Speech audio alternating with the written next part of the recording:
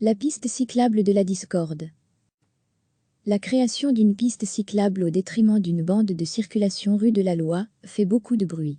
La rue de la Loi, c'est un symbole.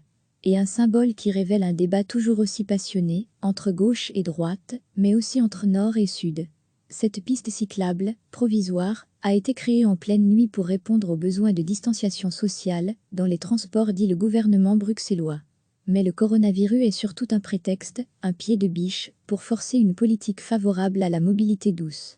Cette piste cyclable rue de la Loi, même provisoire, est déjà devenue le marqueur politique du gouvernement bruxellois PS Écolo de Grun VLD Spa.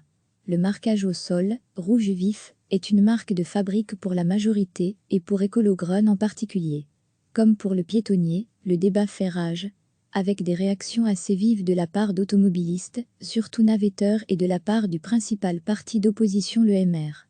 Le président du MR, Georges-Louis Bouchez, a accusé la ministre de la Mobilité de dogmatisme et le gouvernement d'être les fossoyeurs de Bruxelles. Dogmatisme, idéologie, deux mots qui reviennent très souvent dans les critiques des élus libéraux qui jugent que faute d'alternatives crédibles, Bruxelles met surtout en œuvre une politique anti-voiture. Le même type de débat a lieu à Paris, où une politique de mobilité assez similaire est menée. Mais ce clivage gauche-droite sur la mobilité est aussi doublé d'un clivage communautaire. Côté flamand, les nationalistes se sont lancés dans un déluge de critiques. La Flandre en mouvement vous remercie pour les embouteillages, dit par exemple la sénatrice Enva Annick de Ridé. Mais c'est comme souvent de Théo Francan que sont venus les scus. Dans plusieurs tweets il dit « Bruxelles aime de moins en moins ses navetteurs, alors tirons-en les conclusions ». L'écart entre Bruxelles et la Flandre ne cesse de grandir.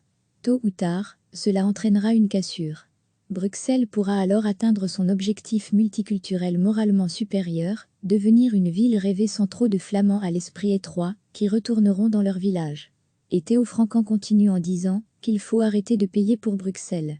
Oui, cette piste cyclable est aussi anti-flamande pour la NVA. Peu importe que ce type de politique pro-vélo soit d'application dans beaucoup de villes flamandes depuis longtemps comme à Celle-Tougan. Le problème est ailleurs. Il est dans l'affirmation d'un projet politique propre aux Bruxellois qui ne convient pas aux nationalistes. Par ses déclarations, Théo Francan réveille un débat très ancien du nationalisme flamand. Faut-il laisser tomber Bruxelles ou la conquérir ? Historiquement, c'est toujours la seconde option qui s'est imposée, pour des raisons stratégiques autant qu'économiques. La Flandre a d'ailleurs fait de Bruxelles sa capitale. Mais le débat n'a jamais été clos. Au sein de la NVA, l'évolution sociologique et politique de Bruxelles remet en cause la stratégie de conquête. Reste, comme le dit Théo Francan, à envisager la cassure, avec une ville multiculturelle dominée par les francophones.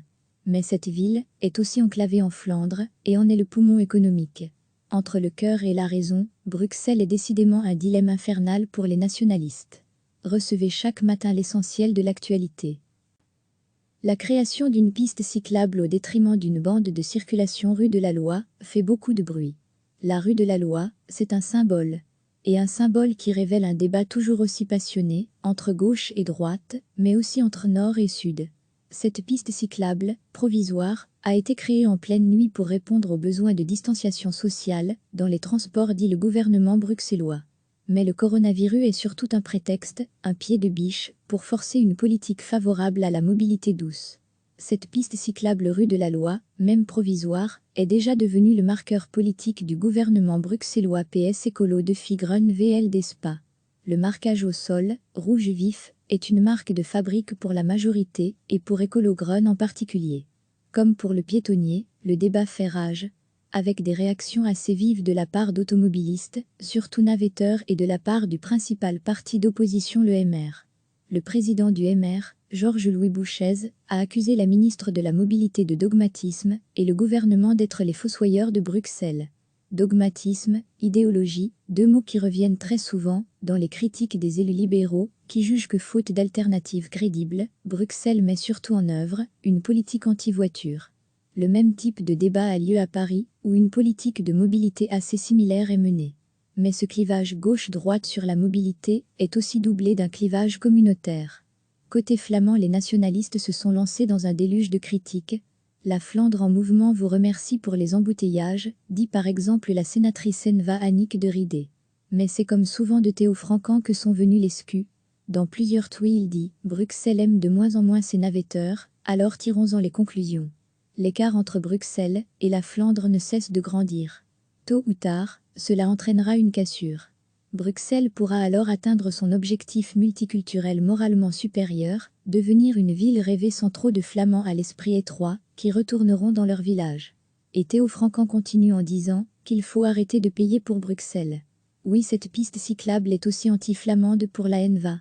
Peu importe que ce type de politique pro-vélo soit d'application dans beaucoup de villes flamandes depuis longtemps comme Hasselt ou Gand. Le problème est ailleurs. Il est dans l'affirmation d'un projet politique propre aux Bruxellois qui ne convient pas aux nationalistes. Par ses déclarations, Théo Francan réveille un débat très ancien du nationalisme flamand. Faut-il laisser tomber Bruxelles ou la conquérir?